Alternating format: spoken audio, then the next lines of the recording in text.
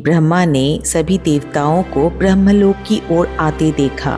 उनके प्रवेश करते ही ब्रह्मा मुस्कुराए, किंतु अगले ही पल उन्हें तनाव महसूस होने लगा। सभी देवता दुर्बल और भूखे दिखाई पड़ रहे थे। उनके चेहरों पर चमक नहीं थी और शरीर में मांस से ज्यादा हड्डियां दिखाई दे रही थी। ब्रह्मा के कारण पूछने पर देवताओं ने बताया कि उनके पास खाने को कुछ नहीं था। मैं समझा नहीं, खाने को कुछ नहीं है? भूलोक पर पृथ्वी मनुष्यों को भोजन प्रदान कर रही है। उन्हें किसी तरह का परिश्रम नहीं करना पड़ता, क्योंकि धरती से उन्हें फल और कंदमूल मिल जाते हैं।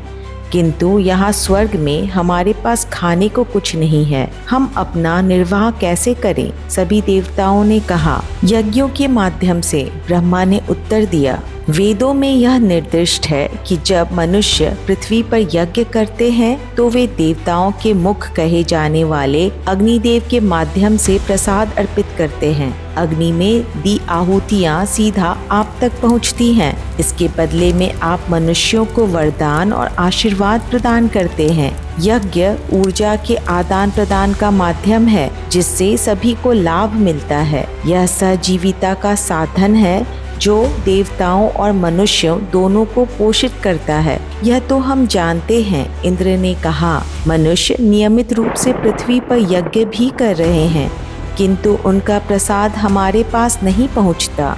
क्यों? अग्निदेव के कारण। वे अपना कार्य ठीक से नहीं करते। कामदेव ने शिकायत की। अग्निदेव ने आगे आकर हाथ जोड़कर कहा, मैं वास्तव में दोषी हूँ परमपिता। मैं मनुष्यों द्वारा चढ़ाए गए प्रसाद का भक्षण तो कर सकता हूँ, किंतु उसे देवताओं तक पहुँचाने में असमर्थ हूँ। मुझे वह कला नहीं आती, इसलिए देवता मेरे कारण भूखे हैं। बताइए मैं क्या करूं? ब्रह्मा हैरान थे। उन्होंने अपने चारों सिरों को खुजाया, किंतु उन्हें समस्या का हल नहीं सूझा। फिर उन्होंने विष्णु से सहायता मांगी। विष्णु जी ने उनसे कहा, प्रकृति से प्रार्थना करो।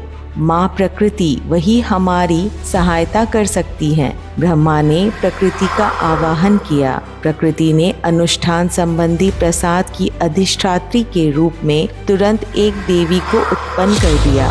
वह यज्ञ की आहुति को रूपांतरित करने और पृथ्वी एवं स्वर्ग के बीच इस महत्वपूर्ण आदान प्रदान को संभव करने हेतु लौकिक वाहक बनने वाली थी। आप ही अब हमारी जीवन रेखा हैं। ब्रह्मा ने देवी को आशीर्वाद दिया। प्रकृति ने आपको क्या नाम दिया है? स्वाहा। ब्रह्मा ने घोषणा की, अब से यज्ञ में अग्नि को अर्पित की जाने वाली प्रत्येक आहुति स्वाहा शब्द के साथ समाप्त होनी चाहिए। यदि उसका नाम नहीं लिया गया तो अग्नि में दी गई आहुति देवताओं तक नहीं पहुंचेगी। स्वाहा के बिना उच्चारित किया गया कोई भी मंत्र फलहीन, वृक्ष, विषहीन, सर्प और अज्ञानी मनुष्य के समान होगा। वह यज्ञ अपूर्ण और अशुभ माना जाएगा।